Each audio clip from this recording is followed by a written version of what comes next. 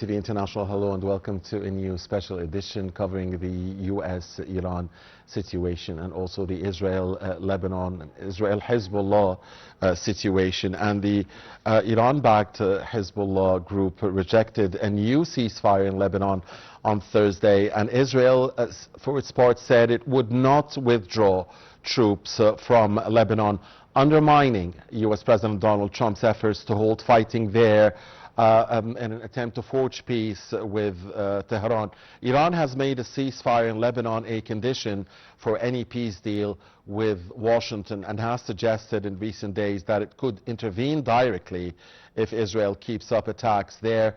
The Hezbollah leader, Naim Qassem, said on Thursday that he has rejected the U.S. brokered agreement between Israel and the Lebanese government again, and said that Hezbollah is not a party to the negotiations, and he said that Hezbollah accepting such a ceasefire would mean defeat from them. Are the two files linked, really? There is a lot of it's a very important question because Iran had wanted to link these two files from the very start, and supposedly the United States wanted to separate it, but really are they linked or separated? To answer this very important question and a lot of other important questions, we have with us now live over the phone from Washington, D.C., Dr. Paul Davis, the military and strategic expert, the professor at the Institute of World Politics. Dr. Davis, a very good evening to you. Thank you, as always, for joining Nile TV International. And it's a pleasure to be with you. Dr. Davis, are the files connected? I mean, the U.S.-Iranian file and the Israel-Lebanon or Israel-Hezbollah file, are there two separate files or really one big file in your view? And like, we understand that the Iranians wanted to make it one file, and we also understand that the U.S. president wants to make it two separate files. But where are we at the moment, in your view? I think basically we do have, logically, we do need to look at them as a single file, single entity, because you cannot separate Hezbollah from Iran. Having said that, Iran wants to use Hezbollah as basically a bargaining chip. They want to say, well, we're supporting Hezbollah, but they are on their own. So that is a big problem we have. So in point of fact, they could be either. They could be seen as separate. Right. But Iran needs to make the decision. If Iran wants to link the ceasefire to Lebanon, then they have to accept the fact that Hezbollah is owned by Iran. Right. If Hezbollah wants to argue separately, then they have to say that they are disconnected from Iran. Of course, the biggest maybe supporter of the theory that this is just one file and not two is the phone call that occurred between the U.S. president and the Israeli prime minister, and we understood, you know, from leaks from officials, from U.S. officials, that that phone call was very tense, and that during the call, Mr. Trump, you know, had warned Netanyahu, or accused him really, of causing a mess for America in its negotiations with Iran. He was basically accusing Netanyahu of ruining the negotiations with Iran by what he's doing in Lebanon. And of course, there was a lot of other stuff that was mentioned in the leaks. You know what I'm talking about, the tough language really that was used by Mr. Trump. So I wonder, what did you make of that phone call, Dr. Davis, and how significant or maybe insignificant was it? Well, again, Netanyahu and Trump are in fact old friends. But at the same token, you know, they are both leaders. And Trump said in an interview when he discussed the phone call that he is a wartime president and Netanyahu is a wartime prime minister. So there's going to be objections. There's going to be talk. I think the language got a little too rough. But again, Donald Trump is not a career politician. But then again, Trump is in a way trying to figure out what the hell to do with the situation. Iran is saying they will not negotiate as long as Israel is attacking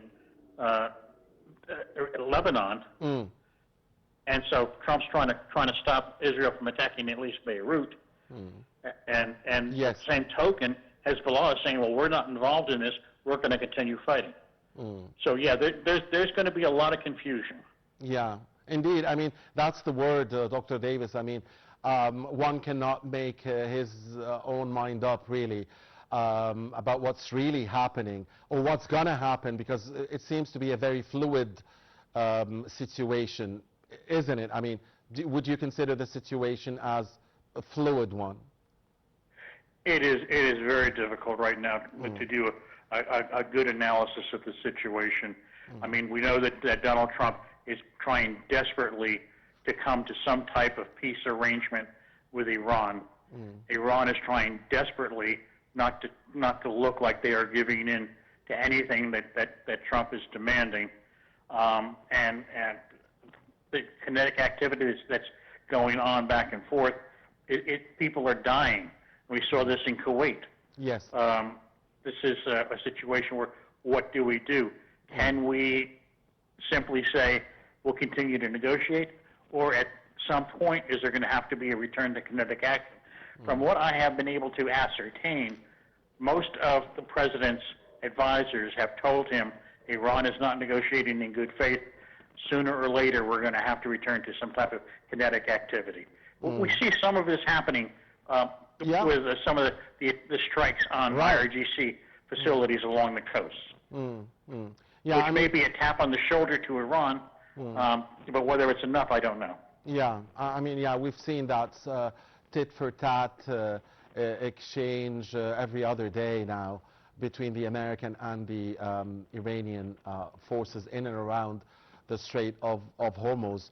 Now, Dr. Davis, also, so the Iranians do not want to reach a ceasefire unless, or to negotiate unless there is a ceasefire in Lebanon. The Iranians do not want to negotiate unless their frozen assets are, or some of their frozen assets are freed. The Iranians don't want to have a deal if we're going to talk about the atomic issue or the nuclear issue in the first phase. The Iranians don't want to negotiate if. So do the Iranians want to negotiate? I mean, we also have to ask ourselves this question. Because we were asking ourselves before, does Mr. Trump want to negotiate? Because he had said, you know, he wants a deal and he wants everybody to live happily ever after, but at the same time he wants 100% of the American demands. But now also we have to ask ourselves, does Iran really want to negotiate? What do you think? Well, I am on the side of the advisors to the president that advise him that Iran does not want to negotiate. They are not negotiating in good faith, that they're trying to drag this out as far as they can. And again, we go back to Iran says, well, we're not going to negotiate as long as there's combat in Lebanon. Yet their proxies in Lebanon say, we're not stopping, we're not going to negotiate. So where do we go from there? The nuclear issue, if Iran actually wanted to negotiate, they would come up with at least one issue that they could say, okay, we'll open up the Strait of Hormuz. Okay, we'll pull back from this. Okay, we'll allow you to come in and at least look. They claim they don't have a nuclear program, so why not say, okay, come in and see what you can do with the nuclear material, the enriched uranium. So again, everything they do is to drag out a negotiation that they aren't really a part of. Also, whatever happened to last week's so-called 60-day ceasefire extension deal at the deal that supposedly was reached between the American and the Iranian negotiators, but was not approved by Mr. Trump. Whatever happened to that deal? Is it off the table now, or is it still there? Because we're also hearing reports about, I mean, Mr. Trump himself said that maybe over the weekend we could have some sort of a deal or memorandum of understanding, or at least an agreement that would, you know, take things forward. So where are we? We are right where we were from the time he said 60 days if Iran agrees to certain conditions. Iran has not agreed with those conditions. I mean, the offer is still on the table, but it's on the table in Tehran. Tehran has to say, okay, here's what we'll do. Instead of Iran is saying, no, we're just going to turn down every demand you make until you give us the money that you owe us, remove sanctions, remove the blockade, and they're asking for everything and giving nothing. Yeah. So this weekend, at least, or entering this weekend, it's clear where the ball is. The ball is in Iran's court. This weekend is clear, because we always, you know, ask this question. Dr. Davis, also an advisor to the Iranian Supreme Leader, Mujtaba Khamenei, the advisor called Mohsen Rezai, has said that Iran is studying the 60-day ceasefire MOU, but that there are some ambiguities that must be clarified. This is the latest statement we've heard from the Iranians on this Thursday. Where do you think these ambiguities lie? I don't know, because Iran's got to come out and say, well, this is where the ambiguity is. This is what we need to correct. We're going to sit down and we're going to talk with you, and we're going to, this is what negotiation means. Okay, we need to sit down and say, well, we think this means that. What do you think it means? Or we need to get here. Where do you think? But they're going anywhere. They're simply saying, oh, no, there's ambiguity, so we're not going to deal with it. Yeah. You know, Dr. Davis, also one of the reasons why I asked you whether you agree if the situation is very dangerous and fluid is what we've heard from the Iranians regarding the Kuwaiti and Emirati, especially the Kuwaiti and Emirati positions towards them, because U.S. Secretary of State Marco Rubio had said that, you know, he thanks all Arab Gulf countries for their support and so on, and he gave special thanks to the UAE and to Kuwait. And then the Iranian foreign minister, Mr. Arakchi, caught these statements and, you know, hinted, he talked in a way that, like, we're not going to forget this, especially regarding the UAE or Kuwait, and he specified them. And the reason I'm bringing this up is that any deal, any peace deal, would have to take into concern into account the security concerns of all Arab Gulf states, not just 1, 2, or 3, or 4 of them. And Mr. Trump had threatened to blow up Oman before. So, I mean, you see where this is. You know, isn't this a mess? I mean, how can we? How can we be optimistic? Really, we want to be optimistic, but where can we find this optimism? Well, the first thing that has to happen is everybody needs to stop shooting at everybody. Everybody needs to stop making unrealistic demands or threats. I mean, threatening Kuwait, attacking Kuwait, attacking and threatening the UAE, and basically being a threat to the region, it's not a good negotiating position to be in. I mean, honestly, I think that right at this point, as you said, that, the Gulf Coast nations need to have some type of security. Why not bring them in on all the negotiations? Yes.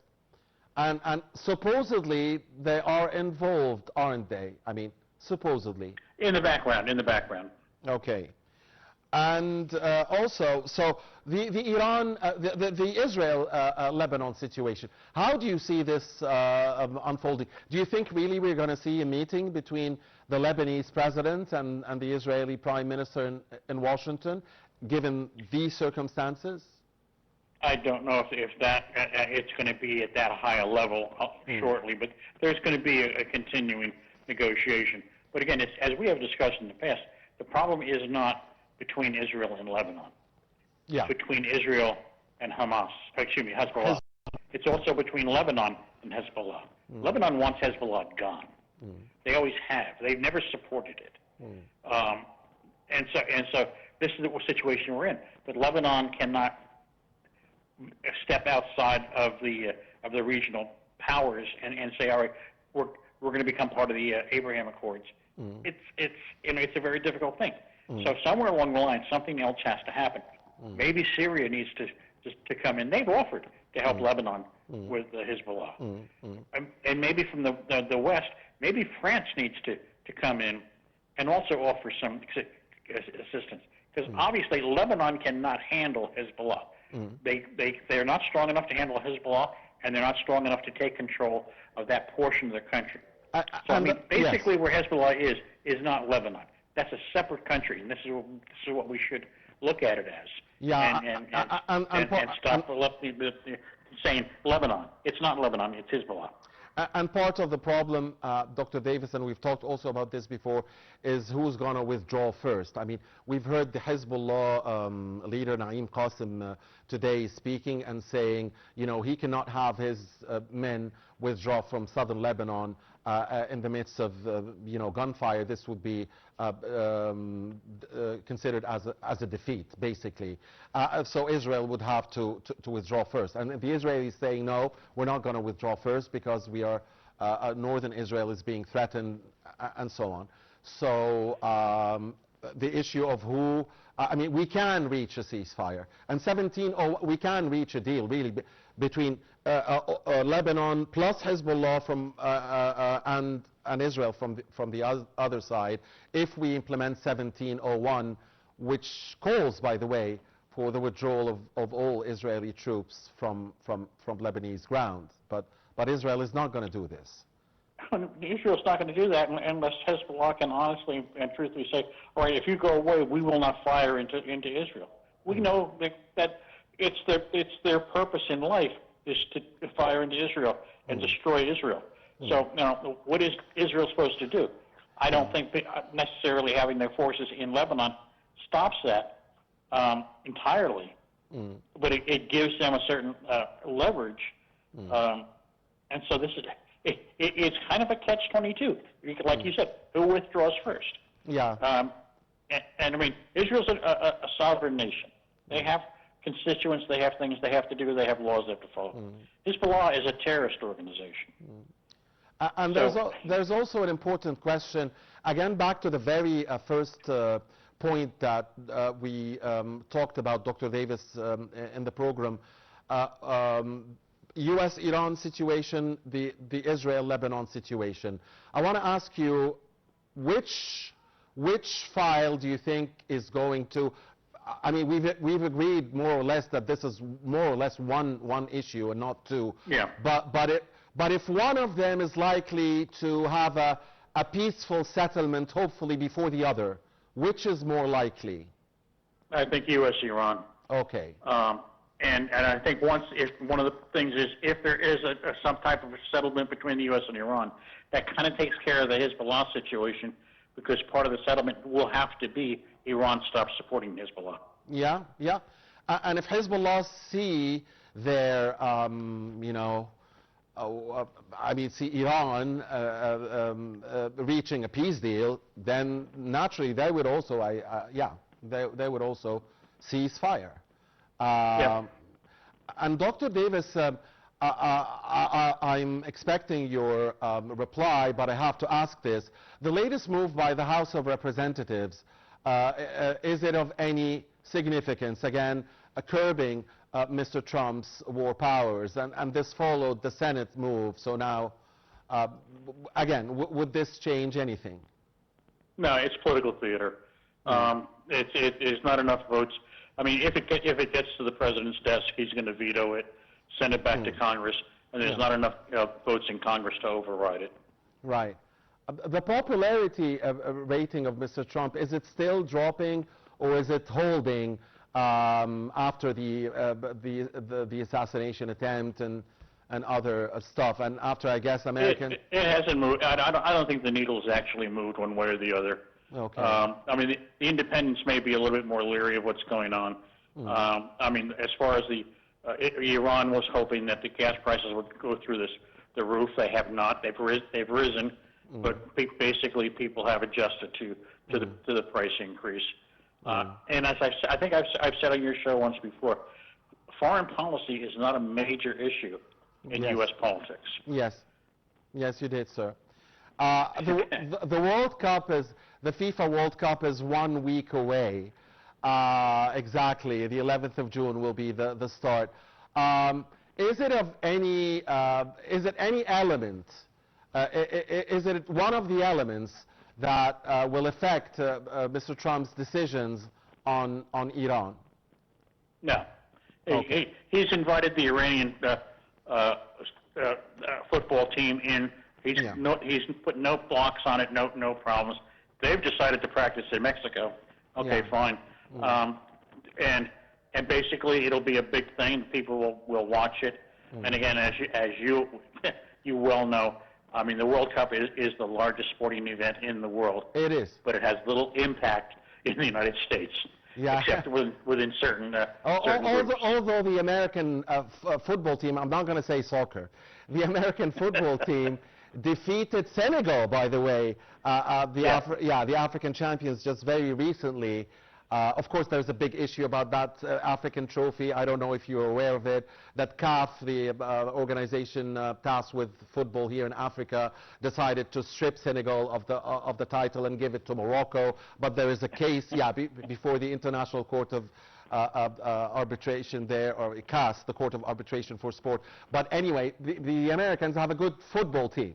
I mean, maybe they'll do something in the World Cup. What do you think? If they get toward the finals, it's going to be a big thing. Yeah. I mean, we saw this with the women's soccer team. Yeah, of course. Yeah. When they won, it became a big thing. And but the Americans aren't going to pay attention till the teams start to raise up in the standings. No, I'm sure. I mean, if the American men's team had the skills and qualities of the American female players, they would have done very well, because we all know about the American women's team. They're very, very good. One final question, Dr. Davis. Yes, of course, the FIFA World Cup is very attractive, and it is the #1 draw for sports fans around the world. But also the NBA has a great sports viewership around the world, including in Egypt, by the way. So I'm wondering if you are following the Knicks and the Spurs and Bronson and Wembanyama, and if you have any prediction, or if you root for one of these teams maybe or not. I'm wondering. Well, two things to tell you. One is I was originally born and raised in New Jersey, right outside of New York City. Okay, so the Knicks are a very well-known team to me. All right. So I will be rooting for them only because of that. But I will also tell you that I am 5'4" tall, and football and basketball has never been a major draw for me. All right. Of course, it's a major draw for the 7'4" Wembanyama. Really. Yeah. I mean, the great. I mean, already making some discussions about, maybe he will get into the list of the greatest of all time and so on. Yeah, but the Knicks are really playing well, by the way. So I'm sure you root for the Knicks, so we'll do that just for you, sir. Thank you very much. All right, but I do love Wembanyama. I have to say this as well. I mean, they are two very likable teams, the Knicks and the Spurs. So finally now, when we talk next time, sir, what do you think will have changed in the U.S.-Iran situation, or in the Israel-Lebanon Hezbollah situation?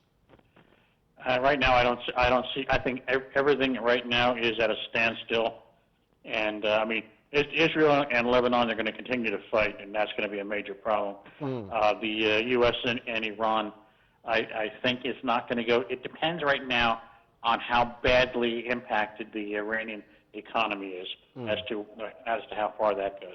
And of course, we don't get a whole lot of information on that, what the impact is.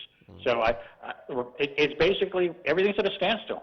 Right. And until the dam bursts, we don't know. So again, the ball is in the Iranian court, and once they decide that they will truly go for negotiations, then this is what will get things moving. Right. All right. We'll leave it at that, and we thank you as always, dear sir, for being with us, and hope to talk to you soon. And the World Cup will probably have the kick started when we talk to you next time. Wish the United States, Canada, and Mexico great success in hosting this event that is usually watched by 2, 3, and 4 billion people around the world. Thank you very much, Dr. Paul Davis, the professor at the Institute of World Politics, talking to us from Washington, D.C. Great pleasure. Thank you for having me. Thank you, sir. And thank you for watching us.